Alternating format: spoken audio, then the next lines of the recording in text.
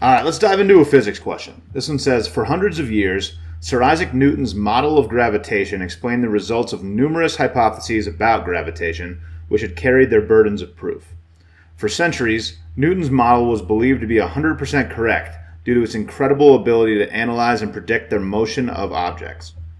However, when Albert Einstein came up with relativity, he discovered that Sir Isaac Newton's models were only worked properly when dealing with masses that were smaller than celestial bodies, like black holes, or with masses that were moving significantly slower than the speed of light. I think that's probably supposed to say speed of light, honestly. Therefore, in this context, Newton's model of gravitation constitutes a hypothesis, a fact, a theory, or a principle. All right, so this question deals with the scientific method.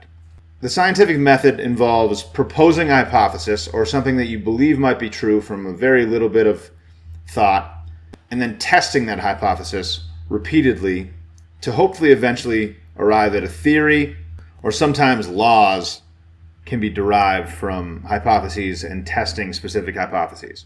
In this instance, Sir Isaac Newton developed something that he tested rigorously, and it proved to be true over and over again. And he was able to arrive at a theory, or something that, because of rigorous testing, was believed to be true, but there's still a reasonable doubt in the scientific method. There's still room for other things to come in and alter the theory.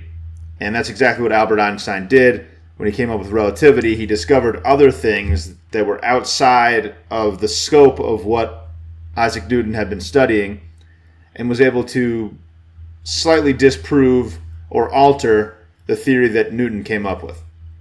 So in this case, Isaac Newton's example is called a theory because he took his hypotheses and tested them rigorously and came up with something, given the information that he had, that was very reasonable.